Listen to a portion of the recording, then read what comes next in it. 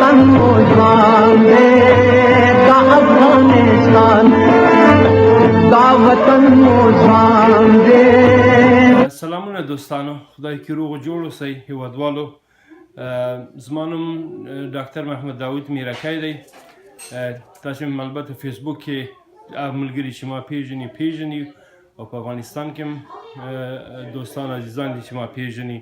باید عرض وکړم چې زه د میدان وردګ ولایت یم خو فعلا په امریکې کې اوسم یو لنډ دغه به ضرورت دی ما په نظر باندې یو خپل ځان تاسو ته معرفي کړم لکه بعضې اوقات داسې کېږي چې زه بعضې که ویډیو یا فرضاً یا کوم پوسټ وي فیسبوک کې معمولا موږ پښتنو کې خصوصا داسې دغه دي دا لنډخیزې شته چې معمولا فکر کوي چې کسان چې بهر کې دي هغه د وطن مینه نشته ورسره هغه په مزو کې نو البته د هغه ځانې غټې خبرې نه کوي د افغانستان د بقا لپاره د ښېګڼې لپاره او د بیا رغونې لپاره زه باید عرض وکړم چې زه تر 2001 پورې فل پروفیسر وم په امریکې کې خو وروسته له هغه چې امریکې په افغانستان حمله وکړه ما دا خبرې ته چلنج ورکړه امید چې دلته یو قانوني بڼه نه لري ځکه هر شی ثبوت غواړي په نننۍ نړۍ کې په احساساتو چی نه کیږي نو د هغه زمانه را په دې خوا د امریکې په هر تور لیست کې زما نوم دی ما د یورانیم اسلحو استعمال چې امریکایانو په افغانستان کې کړی هغه افشا کړ او خصوصا د هغه تاثیرات په خلکو باندې د ځینې مریضیګانې سرطان ډېروالی د شکر مریضي ډېروالی همداسې د اطفالو ضایع کېده او په دغه باندې نباتاتو باندې تاثیر په مچیو باندې تاثیر دا ټول هغه حقایق چې ما اظهار کړه بیا دا مې مقایسه کړه د عراق د چاپیریالو خلکو سره د یوګسلاویا د چاپیریالو خلکو سره او دا ثبوتونه مې بین المللي محکمې ته وړاندې کړل نو دا طبعا لا ما دښمني د امریکې د حکومت سره زیاته شوه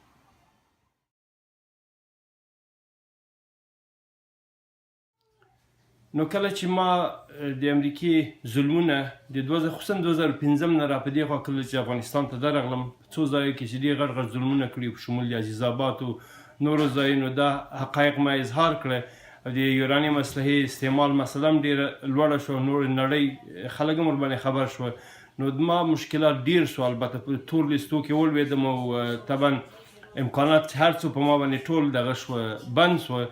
نو فیصله یو ډول سره دښمني پیښه شوه د امریکې د حکومت سره نو ما خپل استادي مسله انټرنیټ ته دغه کړه واړوله په انټرنیټ په واسطه سره خپل ژوند لیکچرونه چې ورکوم هلته یې کوم البته باید عرض وکړم چې د 2001 نه را په دې خوا کله چې امریکې په افغانستان حمله وکړه د امریکې نه افغانان چې په اصطلاح اشپزان هم وو دوی نن ورځ میلیونران دي کله چې د امریکې سره لاس یو کړ یا ترجمانان څه یا نورې امکانات چې ورته پیدا شوه زما تحصیل چې دی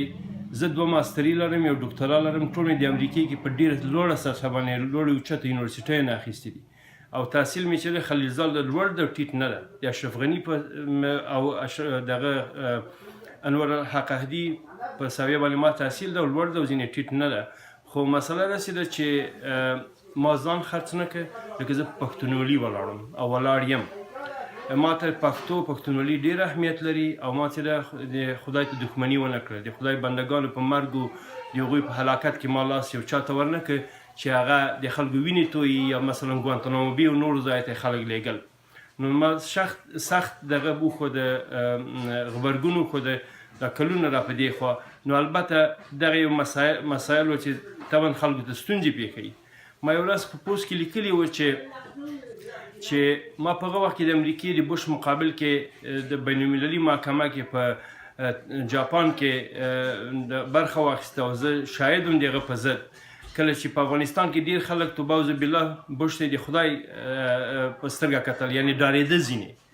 چې د خدای نه انسان باید ودرسي اما دوی به خبره کوي چې نه خبر ونه کوي چې موږ بوش خبرېږي از اف لکه دغه چې په اصطلاح بوش چې توبه بالله د هر څه نه خبر وي یعنی ترس و وهم د خلکو هلته ما ته خصوصا ډېره جالبه دا وه کله چې پس د 2014 نه ډېر خلک تلویزیونونو ته راتلل ویل وی چې اوس خو امریکایان په ډېر ډول سره د افغانستان ووتل اوس لږ زر ازادې خبرې کوی سو دا قصه را په یاد شوه چې نه پوهېږم چا ښامار مړ کړی و دغه چې نومېږي کله چې نه چا ښامار مار کړ پس دغه چې د هر څوک ورته خپله توره یې پکې وهله راوته چې نه ما ښامار مار کړ ما ښامار مار کړ اما په هغه وخت کې نارینتوب هغه وخت کې و کله چې امریکایان موجود و ما به خبرې کولې تلویزیونو کې د افغانستان خصوصا پښتنو کې دا متاسفانه خو زه پښتون یم طبعا وایم چې جهالت سته پکې نو خلک وایي چې دې سړي داسې نیغې نیغې خبرې کولې خامخا د امریکا لپاره کار کوه د امریکې سړی به و کنې څنګه امکان لري چې یو څوک داسې نیغې خبرې وکړه او بیا هم ژوندی پاتې شي اما دوی ته دا خبره معلومه نه وه چې ژوند مرګ د خدای لخوا ده عزت و ذلت د خدای لخوا ده او دا هم دوی ته نه وه معلومه چې زه په یو پښتون په پښتونولي او په پښتو باندې ډېر ټینګ ولاړ یم که مې سره هم لاړ شي ما ته 2 پیسې اهمیت نه لري یو د هغو دلایلو نه ده چې نن ورځ زه امکانات نه لرم نه څه نه لرم دا مشکلات سره مخامخ یم خامخا په 2009 کې زه درغلم پایسې کاندید ریاست جمهوریت ته ودرېدم چې فقط یو دغه وکړم یو پایسې یو احتجاج په یو سټیټمنټ د امریکایانو مقابل کې کله چې کاندید شوم بیا مې کاندیدي نه لاس واخیسته ورته مې په دې لپاره زه اوس کاندیدي مې پرېښوده چې د بالامرغاب نه تر کونړه پورې پښتانه ټول قتلیام کیږي وژل کیږي نو انتخابات څه مفهوم لري کله چې موږ مملکت دغه د اسمان د دوی په لاس کې ځمکې د دوی لاس کې بمبار کوي خلک وژني نو دا ټاکنې اصلا دغه نه لري اهمیت نه لري نو دغه بله ستونزه وه طبعا چې د دوی سره موږ دښمني او ستونزې لا ډېرې شوې خیر خبره به لنډه کړم هغه دا ده چې درې څلور مهم ټکي دي چې هغه په باب زه غواړم تاسو سره وغږېږم څو محدود مسایل دي چې هغه باب باندې زه غواړم تاسو سره وغږېږم چې طاقت مې نه کېده د ډېر موده په انټرنیټ کې مختلف مسایلو باره کې مختلف مسلې البته خلکو وړاندې کې دې باب باندې ډېرې خبرې وکړې نو غواړم چې یو څو مهمې مسلې دي مهم ټکي دي چې هغه تاسو ته زه اظهار کړم لومړی دا ده چې په هغه وخت کې کله چې اشرف غني کاندید سه ریاست جمهوریت او بیا ولغه رئیس جمهور سه ډېرو دغه خصوصا پښتنو ځوانانو نور ټولو افغانانو ما باندې نیوکې وکړې چې ته ولې دوی سره برخه نه اخلي حکومت کې ځکه پوه سړی دغه خلکو ته د خیر رسېږي دا او دا زه باید عرض وکړم چې ما ډېر ځله کوشش وکړ ځکه ما فتیلا ما ته مهمه دا ده چې زه د خلکو خدمت وکړم پر دغه چی پر کپاسیټي کې چې وي البته ما کوشش وکړ خو چا علاقه ونه ښوده سبب د دې دا ده چې اشرف غني ما ډېر ښه پېژني حمید کرزی ما ډېر ښه پېژني دوی پېژني ما په 2 مهمو ټکو باندې پېژني لومړی دا چې زه د دوه شی په ما باندې تاثیر نه کوي او دوه شیانو ته زه سر نه ټیټوم لومړی پیسه دوهمه چې د قدرت دغه 2 مسایل دي چې دغه د امریکایانو ما مخالف دي ځکه دوی چې ډېر پیسو دغه پیسې ډېرې وړاندې کړي قدرت چوکۍ ډېرې وړاندې کړي اما دوی چې دي کله چې څوک چاته چوکۍ وړاندې کوي یا پیسې وړاندې کوي دوی تقاضا بیا لري زه نسم کولی چې خپل عزت البته خرڅ کړم د پیسو قدرت لپاره راغلو دې ته چې دلته یو ستونزه وه البته په 2012 کال کې امریکایانو ما سره او ډاکټر صاحب زیرکیار سره ارتباط ونیو د صلح په باب څه ډول سره صلح راتلی شي ځکه دوی خبر و چې موږ طالبانو سره نورو سره ارتباطات لرو ځکه موږ مستقل خلک وو نه چا سره تړاو نه لرو غړي د کوم چا د سازمان غړي نه یو اما پایستې اشخاصو چې حق مو ویلی همیشه مهم ټکي نړۍ ته ښودلي دي طالبانو موږ احترام کوو کوي او نور عادي غیر طالبان مخالفینو موږ احترام کوي ځکه پوهېږي چې موږ د خرڅلاو خلک نه یو البته کله چې موږ سره ارتباط ونیو موږ وړاندیز د صلح ورکړ څه کېدی شي نو دې امریکایانو چې ده په سان فرانسیسکو کې البته په شیکاګو کې دوی دا موږ وړاندیز واخیسته اشرف غني سره دغه کې شریک دا 2012 کال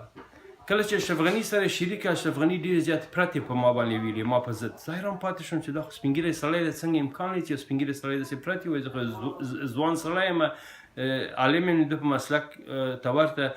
خوشحاله یې په دې باندې دلته یې امریکایان دي چې دا نشنلیست او دا فاشیست او نه پوهېږم دا د طالبانو سړی ده خو څه د دنیا پرتې دی ټولې په ما باندې ویلي وي نو زه حیران پاتې شوم او دا په 2009 کې البته زه میلمه کړم خپل کور ته چې د انتخابات نه ماته تیر شي ما هغه وخت کې ویلې مالې ډاکټر صاحب زه د انتخاباتو میلاس اخیستی ده که زه تاسو ته تیر سم د انتخاباتو اصلا دغه ورکوم مشروعیت ورکوم اما بغیر مستقیم توګه سره زه ستاسو ملاتړ کوم په هغه وخت کې مې ورته ویلي نو دا ما پسې چې ډېرې پرتې ویلي البته ما او ډاکټر زیرکیار پسې دواړه پسې ډاکټر غني چې ده ډېر په دغه سره په معذره سره ټکی باید استعمال کړم چې موږ امریکایانو ته زموږ سخته مخبري وکړه څه پرتې موږ باندې وویلې پس دغه دا خبره سړه شوه د صلح ملحې خبرې سړه شوه نو بیا دغه د ولسمشري ټاکنې ته چې کله دی ودرېده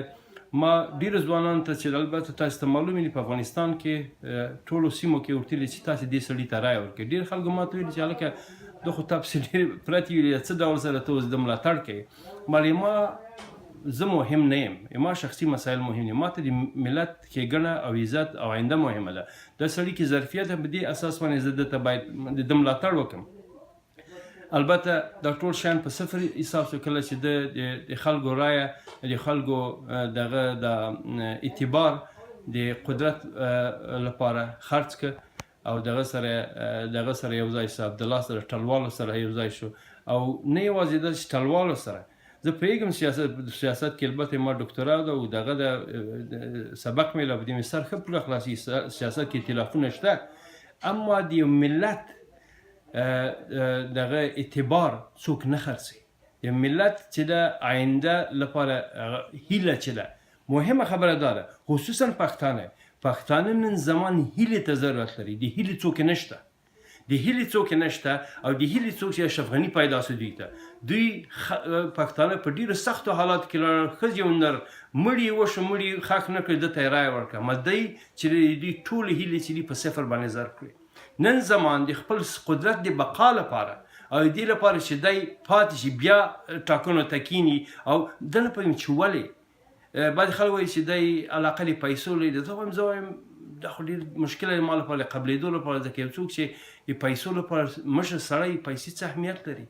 ځکه موږ لوڅ راغلي دې نړۍ ته لوڅ ځو بېرته هېڅوک پیسې ځان سره نه وړي اما د ده تګ دغه ته اتانور ته او د اتانور سره ناسته او هغه ته ځان ټیټول د هغه ته خوشحالول دا ټول چې دي دغه میراث ته چې د کرزي نه پاتې ده هماغه میراث ته چې دی هم په اصطلاح پراکټس کوي ځکه حمید کرزي چې ده اوس نیغې خبرې کوي اما ده چې د شمال ټلوال چې دي اسمان ته جګ کړه او د پښتانه ورته ټیټ کړه پښتانه هر چې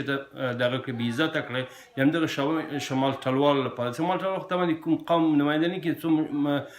محدود دغه دي مزدوران دي چې 80 میلیون ډالر د مور لمن خرڅ کړه چې البته افغانستان ده چې کرباني او د نور بلاوترې ټول راځي نو د چې دوی څه کوي دوی پوهېږي چې په ملت کې دوی نه حیثیت لري او نه ملت په دوی باندې درېږي نو د دې لپاره چې خپل بقا دغه کا تمویل کا په دې باندې چې دغه شي آینده برابره شي بیا رسید جمهوریت ته ودرېږي یا قدرت کې پاتې شي او یا دغه شي د مطرح شي په سیاست کې دوی چې دغه ته دلالانو ته د قدرت دلالانو سره دغه کوي ناسته کوي نو ما ته ډیره مهمه ده عزیزانو خصوصا ځوان نسل که پښتانه دي او که غیر پښتانه خصوصا پښتنو ته زه دا باید ووایم په ټول افغانان چې ځان افغان بولي البته هغو ته زه باید ووایم چې تاسې نه زه هیله کوم چې لطفا د هغه کسان چې د قدرت دلالان دي که د جهادي مشران دي او که تکنوکراتس دي او که نور غله دي دونه ذاتي ځان لرې وساتئ نه چکچکې ورته کوئ او نه ژوند خبرې ورته کوئ نه زنده‌باد خبرې ورته کوئ ځکه دې خلکو چې ده نه تاسو ته اهمیت درکړی او نه درکوي د هغوی لویه لاسته راوړنه د خپل جب ده او بقا د قدرت ده نو مهمه دا ده خصوصا پښتنو ته زه دا باید ووایم چې ډېر د افسوس ځای ده چې پښتنو کې داسې خاين اشخاص موجود دي چې څو زره ډالر لپاره ټول قوم ته خیانت کوي او دلالي کوي عبدالله ته ډېر خاين پښتانه چې په قندهار کې ورته رایه ورکړه په پکتیا کې ورکړه زموږ په میدان کې رایه ورته ورکړه جلال آباد کې ورته ورکړه اخر څه شوه 2 پیسو اهمیت یې ورنکړه کسان دي چې شپه ورځ لکه د هغو غوندې ورسره منډې وي لکه علي غوندې هلې خواته فقط استعمالوي د پښتنو ته زه باید ووایم چې پښتنو تاسو خو داسې یو غیور با شهامته قوم یاست چې غرونه سوري کوئ پردي قدرتونه چې راسي پښونه غورځوئ اما کله چې پیسه راسي تاسو په صفر ضربېږئ تاسو چا پېژندلی یاستئ تاسو احمد شاه مسعود پېژندلی وئ کله چې احمد شاه مسعود خپل دغه د غلو سره ولاړ و هغه ویل چې ما پښتون میشناسم پښتون د جیب ماست خپلې پیسې راویستې چې دا پښتون ده او دا باندې زه متاسفانه یو حقیقت ده پښتانه دې ته خوشحالي چې یو غوایي څوک حلال کړي کمپین وخت کې ورسي خپل خېټه ډکه کړه او بېرته ځینې لاړ سي او یو څوک قرانه ورکړه جب مې ډکه چې زه دغه وکړم دا فلانکي ته رایې وکړم فلانکي ته کمپین وکړم د څو محدودو دغه لاسته راوړنو لپاره چې هغه پیسې دي تاسو خپل ټول آینده په صفر ضرب کړه په 2009 کې ما پښتنو ته وویل په هرات کې وایي پښتنو تاسو سم شئ تاسو خپل دغه باندې ودرېږئ خپل اساساتو باندې که نه خدای نخواسته تاسو به د نن ورځې نه لا ذلیل اوسئ په آینده کې او دا حقیقت ده پښتانه اوس ډېر ذلیل سوي ډېر مظلوم سوي ډېر بدبخته سوي نسبت په 2009 کې شوی د دې لپاره چې دغه د قدرت دغه ته دلالانو سره که دغه کرزی و که نورو دو ته وډنګېده چې ګوره څو شی به لاسته راسي زه دوی هم نه ملامتوم ځکه پښتانه دومره حالات ته راغلي دي چې هم بهرنیو وټکول هم دغه خاین اقلیتونه وټکول هم خرڅ شوي تش په نامه پښتنو هم وټکول اما اوس هم ناوخته نه ده هیله مې دا ده چې تاسو په خپلو پښو ودرېږئ تاسې زه په افغانستان کې ډېر ماته یو افسوس ځای دا ده کله چې زه افغانستان ته لاړم دا ځوانانو طبقه او دا نور پښتانه به مې راټول کړل چې خبرې وکړو یو لاره چاره جوړه کړو لومړی پوښتنه به دوی کوله چې تا امکانات څنګه دي ما ورته ویل ورور امکانات خو دې ته وایي چې څوک پیسې لري ما خو ځان نه دی خرڅ کړی نو په دې اساس باندې زه امکانات نه لرم دا خبر مې چې ورته وکړه غوږونه به یې راکوز شول د تیبه ټپسانو غوندې لاړې مانه دوی باید پوه شي چې یو کاندید د امکاناتو په اړه چې دوی فکر کوي دا معنا لري چې یو کاندید چې امکانات لري خو بهرنیو ورکړي بهرنیو چې امکانات ورکړي د هغه نه تقاضا لري د بهرنۍ سره چې تړاو لري هغه بیا همداسې کوي لکه اشرف غني غوندې چې په ملک باندې بمبارونه وسي او دا یو غبرګون هم نه کوي نو تاسې داسې کس غواړئ د تاسې ته امکانات وکړئ څو ورځو لپاره نسونه ډک سي او بعد هغه هم چې د سپک کا که داسې کوي نو هغه تاسې کار ده زه دلته ناست یم زه خپل ژوند کوم دا تاسې دغه لپاره یو درد چې زه تاسو سره شریک کوم په دې کې ما کومه خاصه لاسته راوړنه نه ده او نه زه کوم بل مقصد لرم نو د پښتنو لپاره اساسي خبره دا ده چې پښتانه باید خپل ځان اول وپېژني دا معنا چې انسان اول باید ځان وپېژني چې دی انسان ده کله چې دی پوه چې دی انسان ده انسان پوهېږي دی حقوق لري کله چې پوه چې دی حقوق لري بیا د حقوقو مدافعه کوي موږ چا استبداد نه ده کړی او نه کوو موږ خپل حق غواړو که تاسې یو انسان خپل حق مدافعه ونه شي کړی د خپلو حقوقو لپاره ونه شي درېدی هغه د حیوان نه بدتره ده نو په دې اساس باندې هیله مې دا ده چې تاسې وکړی شي چې په خپلو پښو ودرېږئ او تاسې لپاره خپل معیار به خپله پښتونولي وي نه پیسه نه شخص او کس ته چې رایه ورکوئ هغه سره درېږي هغه تاسې په ترازو د پښتونولي کې واچوئ چې کې خیشته سته که نسته که خیشته نه وي هغه نه چی نه جوړېږي تاسو ته مثال اشرف غني و تاسو ته مثال کرزی ده د کرزي ورور ما ته ډېره کسانو وویلې د کرزي ورور به د لوی قندهار استادو نورو غړو ته تلیفونونه کول چې په لوی جرګه کې وشکئ تاسې پښتو خبره یاد نه کړئ کوم وکړه زه د ملي خبره کوئ په اصطلاح د دې ژبې که نه زه امریکایانو ته وایم ستاسې کورونه بمبار کړه یعنې داسې کسان هم شته په موږ کې چې پښتانه ورته ویل کېږي اما چې پښتو خو هر څوک امریکایي هم پښتو وایي نو زه خو امریکایي ته پښتون نه شم ویلی پښتونولي اساس دی د پښتو لپاره نه تنها ژبه بلکې پښتونولي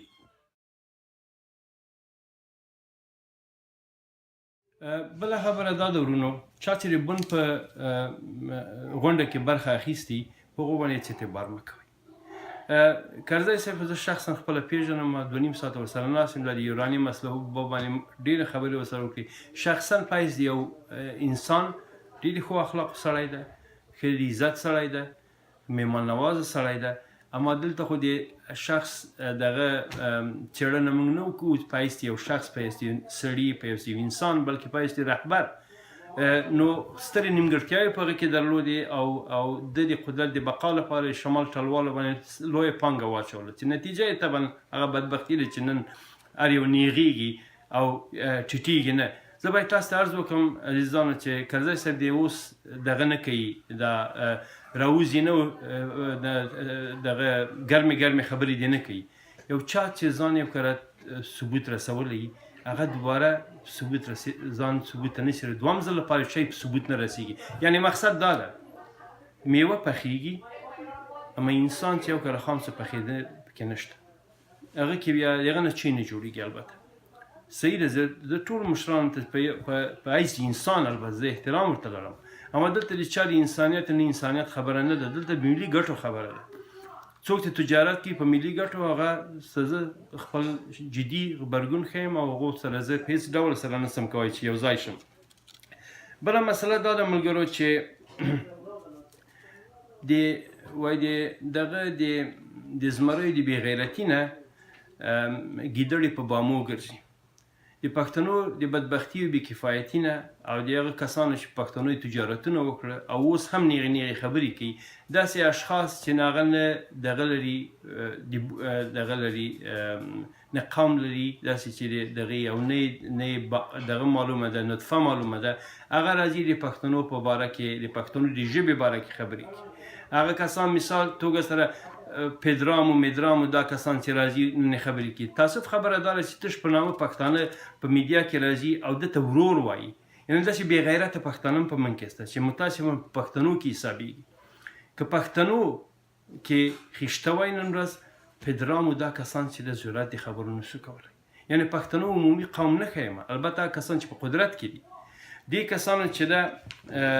دې کسانو چې هغه بدبخت اشخاص دي چې د قدرت دلالان دي زه ټولو پښتنو ته وایم ورونو چې د هرې منطقې هستئ خپل دلال وپېژنئ خپل پښتون دلال وپېژنئ چې تاسو باندې دلالي کوي ستاسې خرڅوي او هغه چې ده انزوا ته مجبوره کوي. په هر ډول چې کوي زه نه وایم چې څوک زوبل کړي د چا بدبختي نه غواړم دغه زه فقط غواړم چې څوک مجبوره شي چې دغه نه د سیاست ډګر نه هغه ورک شي ځکه همدوی کسانو چې ده نن ورځ دغه شوه دا پلونه دي د تاسې ترمنځ او د شمالي ټلوالو په د هغو کسانو ته وایم هغو بدبختو کسانو د تاسې عبدالله ته رایه ورکوله اخر څه وکړه اخر راغی تاسې دغه بې پته خلک ورته ناست وي هغه کسان چې په دغه دي دلالان دي ورته ناست وي او تاسې ته ویلې چې ملي شخص دغه امیر حبیب الله یعنې د سقاو بچی د سقاو بچی په تاسې باندې ومانه او پس دغه چې دغه سوی پښتانه نیغ شو چې نه دا خبره نه ده منلو دا نه ده پښتون قوم چې ده لومړی دې دا وکړه چې د عقل نه دې استفاده وکړه. خدای موږ او تاسو ته سر راکړی دې لپاره نه چې خولۍ پکې دو سر یې دې لپاره راکړی دی چې په داخل کې مغزي دی هغه موږ استعمال کړو. نو تاسې داسې مه کوئ چې یو کس درسي او پرېږدي پښتانه خو مخلص دي مظلوم دي او بدبخته دي ځکه دوی ته چې ووایي چې ورور ورته ووایي چې والله موږ ته یې ورور ویلې موږ خو ملي فکر کوو وروره ملي نشته. دا کسان چې د پردیو مزدوران دي د شمال ټلوالو یو څو دا خاینان چې دي په 80 میلیون ډالر افغانستان خرڅ کړ. دا څومره پښتانه چې 1 میلیون پښتانه وژل شوي افغانستان کې که امریکایانو سره جاسوسان هم دوی وه که په بندیخانو کې مړه که دوی وه او که په کلو بانډو کې په امریکایانو سره تاسو په کورو باندې څاپې هم واچولې هم دا خاینان درغلی او تاسې بیا هم غواړئ چې دغه دوی سره ودرېږي نو که تاسې غواړئ بیا هم دوی سره ودرېږي نو تاسې دغه بدبختي در سره جوړېږي. ځکه یو څوک چې خپل ځان عزت ونه پېژني هغه خدای وهي څوک چې ځان ونه پېژني هغه خدای نشي پېژندلی. نو زه تاسې ته وایم چې تاسې مهرباني وکئ دغه ساده کېږئ مه او غولېږئ مه بیا چې هله وایي چې نه د موږ ټول ورونه یو موږ ورونه یو د قومونو سره چې شریف خلک دي او هغوی چې دي دا دغه دلالان چې دي د هغو نمایندګي نه کوي هغه کسان چې ځان افغان بولي هغه کسان چې ځان افغان نه بولي د افغانستان دښمن دي. البته اخري ټکی زه باید تاسو ته عرض وکړم هغه دا ده ورونه چې ډېره مهمه خبره ده هغه دا ده چې په پښتونخوا کې تېره ورځ یو زلمی چې په ډېر دغه ناتاره ډول سره ووژل سو شهید سو په خپله بدبختو پښتنو مړ که پردي نه وه. یعنی یو قوم چې د پوهنتون محصلین چې هغه د یو قوم عاقل اشخاص ته پېژنله چې دومره جاهل سي چې خپل ورور اخلي وژني ځکه هغه سره نظر اختلاف لري یا دوی داسې وایي چې ګواکې هغه کومه دین په ضد منفي خبر کړی. که څوک دین پسې منفي خبرې قانون د قانون ته یې وړاندې کوي. که داسې مخالفتونه یې خو زه شپه ورځ به مړي روان هر څوک به یو بل سره وژني. د ځنګل قانون دا ډېره لویه بدبختي ده. د شرم ځای ده البته او ډېره داسې راته ښکاري چې ډېره کسان په هغو کې لاس و چې اصلا دوی غواړي چې د دې نه یو سیاسي دغه بزنس البته جوړ کا. زه هغه دغه ته مشال خان ته د الله نه جنتونه غواړم او کورنۍ ته خدای نه لوی صبر غواړم. دویمه خبره دا د ورونو اخري ټکی زه به یاد کړم چې ډېره مهمه ده. زه تاسو ډېره په ورورګلوي باندې هیله کوم چې موږ او تاسې پښتون قوم چې یو بدن ده، یو غړی ده. که زما دا لاس وخوږېږي طبعا دا لاس هم احساسي. یعنی که دا لاس مې وخوږېږي زخمي په دې لاس باندې په ګډه باندې زه شی نسم نیولی رانولېږي. نو تاسې هیله کوم هغه کسان چې پرتې وایي په فیسبوک کې یا جاهل اشخاص دي تاسې هغه ته بیرته پرتې مه وایئ. تاسې مه کوئ چې خپل په میلیونونه ورونه اغاړه سپک کړئ. هغه چې ده تاسې د هغوی هیله یاستئ. یعنی دا د هغوی د مور پلار وطن ده. هغه تاسې باندې ناز کوی سي. خیر ده ستونزه سره موږ مخامخ شي. پېښور کې موږ مشکلات لیدلي. زه نه پوهېږم نه وایم چې دې غاړه پښتنو مشکلات نه دي، خامخا یې لیدلي دي. اما په دې باید پوه سئ که غواړئ چې خپل ورونه یو کړئ حوصله وکړئ. یو دم دغه لنډخیزي مه کوئ، بېعزتي مه کوئ. خیر ده ما ته بد ووایي 3-4 ځله بد ووایي زه بیا هم په غېږ کې نیسم. تاسې هم همدغه وکړئ که برد یې درتویلې په غېږ کې ونیسئ. ځکه تر هغو چې تیر نه سئ حوصله ونه کړئ او د خپلو پښتنو لاس ونه نیسئ. هېڅ تقاضا یې دې ونسئ کړئ چې لر و بر یو ده. ځکه لر و بر ته موږ خپله چړې راخیستې دي جدا کوئ. د لر و بر لپاره چړې ایسته کړئ، غېږه خلاصه کړئ. که غېږه خلاصه نه کړئ هغه مظلومان 80 کاله پاکستان انسان مغز لري چې په 80 کاله ورته پیشکاري سي مغز کې هغه خبر او پوهېږي که نه د هغو ګناه دي که نه د هغو کې د افغانستان خاین پاچایان و چې دغه چې ډیورنډ کرښه یې ومنله. د ډیورنډ کرښې دغه دلایل البته موجود دي او د هغو پاچایانو او د هغو بېکفایتي حتی د امان الله خان په وخت کې هم چې ډېر لوی ظلمونه د هغوی په حق کې وسوه. نو تاسې هغو باندې دغه تیږه مه ږدئ. هغه یې تاسې بدن برخه ده، زمونږ د بدن برخه ده. بدون د هغو موږ او تاسې هېڅ یو او بدون د موږ هغوی هېڅ دي. ځکه لکه دا لاس مې چې پرې کړم دا وایم چې زه خیره دا لاس نه لرم، دا لاس خو مې شته خو بدن خو مې یو لاس مې نشته ورونه. نو زه ما په خبرو ډېرې اوږدې خبرې مې وکړې. هیله دا ده لومړی چې ما نه څوک خفه نه شي ځکه دا خبرې د درد خبرې دي. د درد خبرې چې درد چې څوک ولري خامخا احساسات اظهاري. زه کوشش کوم چې احساسات ډېر دغه نه کړم، اظهار نه کوم. بیا مشکل ده د احساساتو ساتنه مشکل ده په داسې حالاتو کې کله چې موږ او تاسې ژوند و مرګ په باندې هغه سره تړاو ولري. نو زه ستاسو څخه هیله کوم چې هغه ټکي چې ما یاد کړه په هغو باندې په جدي ډول سره فکر وکړئ او په دې باندې فکر وکړئ چې موږ او تاسې ته لاره د حل شته. اما هېڅکله مهم کار دا دی چې د قدرت دلالانو ته ذاتي سر ټیټ نه کړي. که هغه پښتون وي که بل وي ځکه دا کسانو چې په موږ او تاسې په وینو تجارت کړی. نه اشرف غني د بیا انتخاباتو وړ ده، نه کرزی ده، نه بل ده. یو کس چې پاک کس چې په ترازو د پښتونولي کې واچوئ، که په ترازو د پښتونولي کې وزن واخیسته هغه یې تاسې ښه کاندید ده. نو په آخر کې زه وایم